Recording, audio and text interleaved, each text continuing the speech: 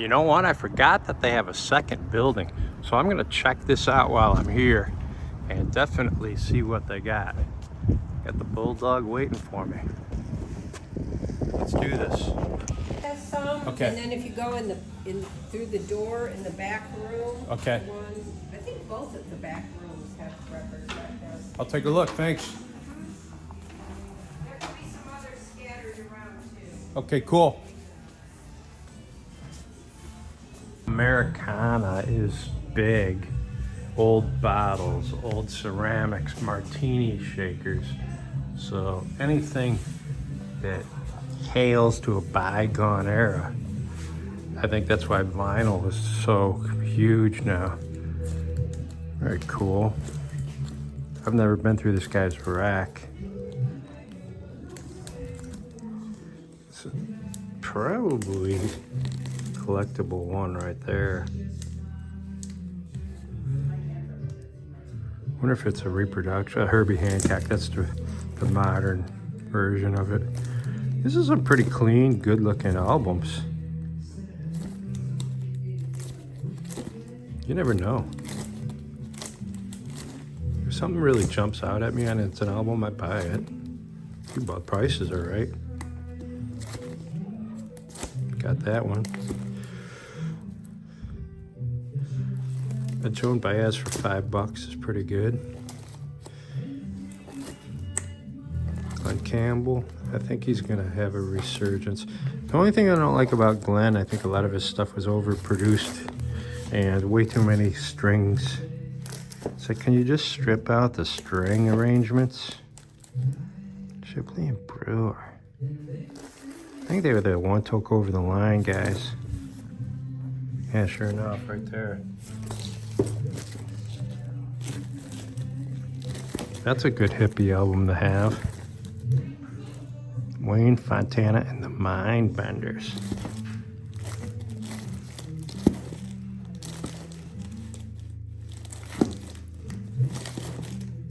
David Ruffin. I'm buying that. Check that out, man. A lot of people don't realize he had a solo career, you know. He wanted it to be David Ruffin and the Temptations. Wow.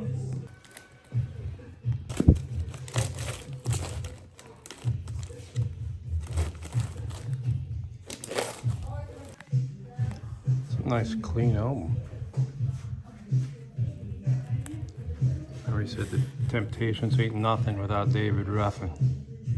Earl Klugh. You might say, well, why? Well, I have a connection to Earl Klugh. I saw him in Honolulu not too long ago. So for $5, I'm probably gonna buy that album. It looks like it's in the original plastic liner sleeve. Condition looks real good. Yeah, that's a buy. All right, so far at the second place, I found a couple cool LPs, but still looking for 45s. We'll dig them out. Yeah, Indiana Beach used to be a sort of family vacation area, but they had teen concerts in the 60s. I'm quite sure the Who played there, and I'm also quite sure the Yardbirds played there right before they became Led Zeppelin. So there you go. It might have been a cool family vacation if you went down there and snuck off to see the Who. Once again, Indiana Beach. Mom, Dad, I'm gonna go over and see this band called The Who while you guys go to Kittyland. There you go, live music and entertainment nightly, only at Indiana Beach. In case you haven't heard, Elvis is dead. And you can also get your kicks on Route 66. Vinyl? You never know. Okay, we're not paying $15 for Julie Andrews. It's all sort of show tune type stuff. $1. These are mostly what people leave behind. Guy Lombardo, Rio Lanza, Percy Faith. That's a sign of a picked over collection. And that was a kick-ass AM/FM radio in its day. It doesn't say stereo. I would say about 1970, 72. Vinyl. You never know. Dean Martin, Donna Summer, Percy Faith, America, Streisand, Sammy Davis Jr., Montavi, Dinah. There ain't no Pink Floyd in there. More vinyl over here. Ooh, Dean for $8. Amy Grant, Neil Diamond, Donna Summer, Feelings. Jack Jones, I love him, but not gonna buy old records. Be able to sniff out the vinyl, and I'm not smelling any right now.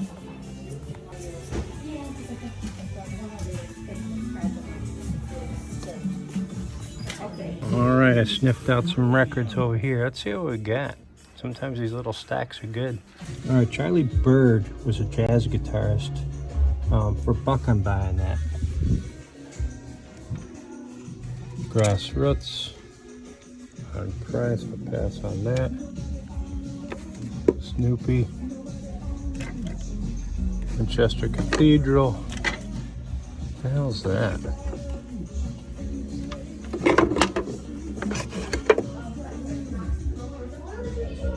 Vietnam record.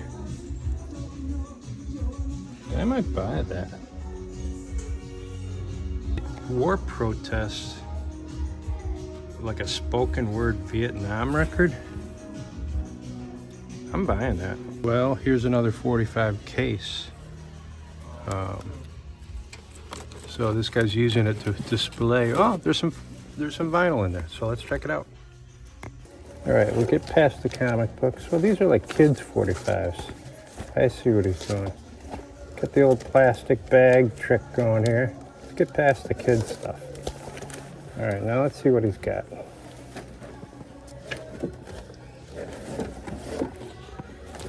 So far, this is all very common stuff. Common. $5.87, $12. It's not worth it. Wings, Turtles, Diana Ross. Okay.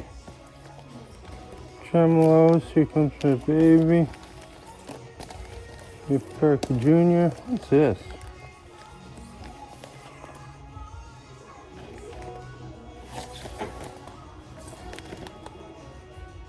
Huh. Never saw that. Cars. Yardwords. A little overpriced.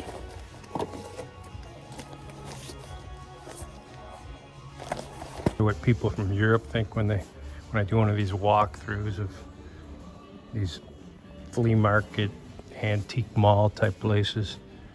They sell these American brands and iconic stuff that showed up in movies, and now it's just for sale. Oh, here's some more vinyl. Let's check this out.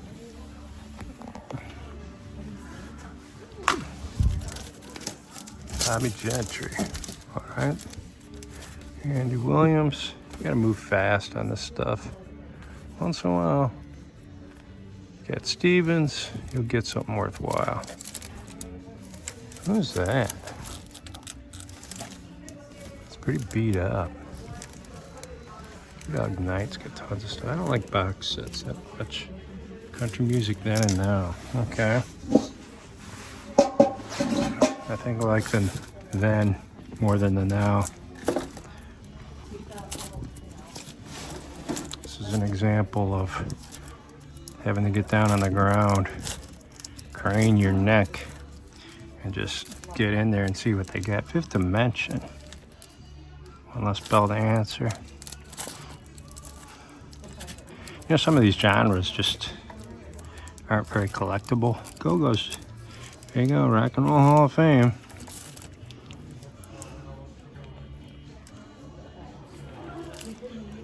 One of those hits on the radio compilations that were advertised like crazy when we were kids on afternoon TV.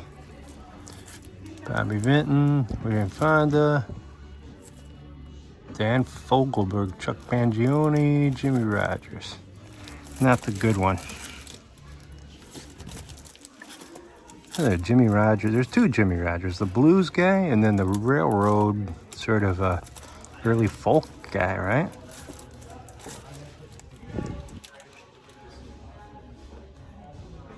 Where there was action, I'm going to pull that and look at that. All right, there's a great Chicago album. This is just like a youth convention for the Baptist kids, so it's not what I thought it was. All right, so you're looking at stuff that's priced $15, $20, and I was just at a booth where the same stuff was like $3 and $4. So condition on these is pretty rough. I'm not going to probably find a diamond or a gem, but you never know. Take a closer look at those.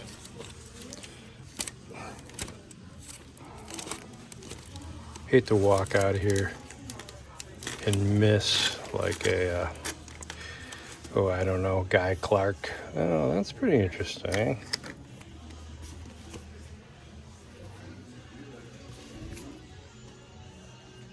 I might take a look at that. And once again, we get a lot of sort of overpriced. Beach Boys, Summer Days, 13. I'm more interested in that later issue one. Seems like the Beach Boys went through that phase where they sort of dropped off the face of the earth. And Brian was in the background and Mike Love was still trying to hold the band together, but there was some interesting music. I think a Blondie Chaplin came in, and I saw that lined up with Brian Wilson, Al Jardine, Blondie Chaplin, then just a kick-ass array of young musicians. I think a total of 13 guys on stage. And Brian did his thing. He sat behind the piano and directed traffic, but it was a great show.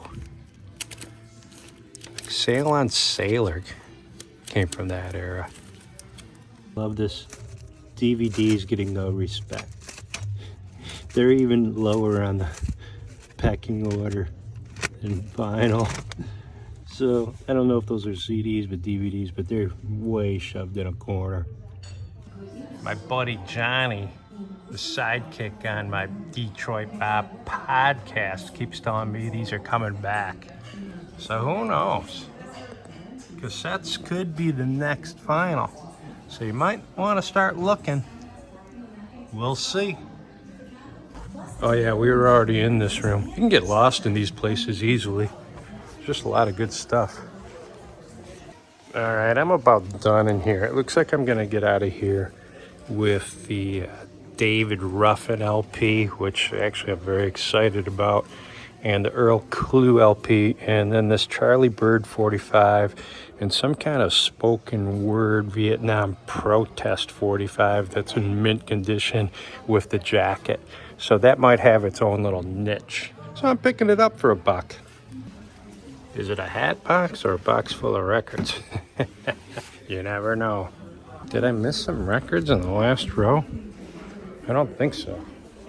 Saw those already. Hey man, I'm getting thirsty. Might be time for a little libation. I hear this music. It reminds me of my dad. And he used to take me to these flea markets, bookstores. Never spent any money, but maybe that's how I got my hoarding instinct. Just looking at all the stuff I couldn't have. It's a reproduction sign, but I actually picked that up not too long ago. It's hanging down in the vinyl lounge. Or it could be the RockMine laboratory it's hanging. Look at these kids' records you're selling. That would be like a little kid's record player. Cabbage Patch. Right, some more LPs. You know, like I say, I don't really collect them, but I don't walk by them either. You never know, you're gonna find something good. That's a great album, but it's not $25. Jeff Beck, I got that. So Adam the Ants, I'm gonna see him next month in Indianapolis. That's pretty cool. So he's quite a character. Chris Squire, solo. 20 bucks? I don't know about that. Great bass player, played on every Yes album. Saw him in 1980, and he was playing in the round. Why do they set up a lot of land? That incarnation of Yes had the guys from Asia. Jeff Downs, I think, was one of them. And I liked that lineup. And definitely liked in the round, the stage rotated. Let's see what we got here. Got some good titles, but there's that iconic record cover. And then what Rod did there is he took the 45 and did the same thing. So you got that matching artwork. I always like that. If the 45 picture sleeve matches. Here's a good country guy that I love, Ray Price. A lot of people, he's just got a great voice. He's sort of in the Willie Nelson cowboy singer. He tried to become cool, but his Nightlife album, it's sort of recorded live, or it sounds like a live album. It's really good.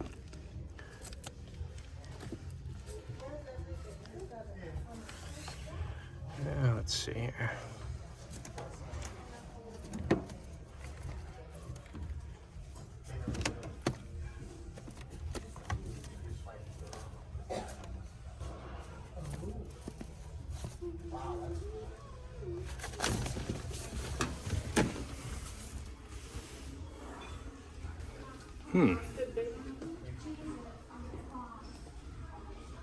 Okay, this is a French bootleg, I would say, and it only has 2 out of the 3 discs. So I'm gonna pass on that, but for all you Springsteen fans, Brian, out in New Jersey, that's what's out there. Check out here in a minute. For the most part, this place was neat, clean, helpful, friendly. So let's pay. Those 2 LPs. Yep. Appreciate it. And then I got these 2, yeah. Nice, clean store. Good, I'm Yeah, glad you like it. yeah, I was happy. I get back here every 2 or 3 months. All right, I got out of there without too much damage. The Bulldog here behind me. So I'm gonna hit the legit record store now and see what I find. All right, back down in the RockMine laboratory. And this week's gem of the week is this solo release by David Ruffin, 1973. If you remember David Ruffin from the Temptations movie, which a lot of people know him, he was the one that sang lead vocals on My Girl, and he had that growly voice. And of course, he got away with wearing the black horn-rimmed glasses. He was such a badass, he could pull it off. And all the Temptations were 6 foot tall, and they had a look and they had a swagger. So this release, I wasn't familiar with it, but I looked it up, and I'll show you the stats on it. Its median value is $20. I paid $2 for it. It is what we call a cutout. So you see that little notch there? That is something that they did at the record store so that the record store couldn't sell it for full price, because they probably got it for discounted price. Claudia Wagner owned this, so she just put her name right on it, and it's in such great condition. I got it rated at near mint, and I call this very good on the cover. Let's go over some stats on it. All right, here it is. David Ruffin, a solo LP. And I never had an LP as a gem of the week, but this is a definitely cool LP to find for $2. Released in right here in 1973, and it's a vinyl album, and the label is still Motown. Genre's funk soul, style is soul. Everybody loves this album. It gets a 95% rating there. And look at the wants versus the have. 124 wants, 62 have. Sales history, it's sold for as high as $35. Right now, below that, you see $39.99 is the lowest price for sale it's at right now. So median value at $20. I think right now I could sell this for $50, and I paid $2 for it. If you look at the copies, my copy here, I rated it a near mint, because that's how good a condition. It does have a cutout sleeve, and you see I made notes under the note section, and her name was written on the cover as we showed you earlier. There is the Rovin Kind, Common Man, I'm Just a Mortal Man. I'm not familiar with this album. Once again, David Ruffin got disgruntled and he wanted all the lead vocal and credits. David Ruffin and the Temptations, I have heard. And if you watch the Temptations movie, and Smokey Robinson commented on it, he said, yeah, it's pretty much what happened, you know. Look at the credits. Nothing really jumping out at me. It looks like an in-house project. Notes the original U.S. release. There is some label variation on this, so you got to watch that. If you look at David Ruffin, and you just want to pick up a piece of rock soul history, he could have been bigger than Curtis Mayfield. But maybe, you know, once he got out on his own, he just realized, you know, this isn't as easy as it was back with the Temps, you know. So David went solo, and with some mixed results. There's still some great stuff out there. He's just got the great soul voice. And, of course, always the black horn-rimmed glasses. And he just pulled it off. Like, he can get away with that. That's how badass he is. So, great picture on the flip side. They don't have a picture of it here, of the cover. Check it out. Gem of the Week.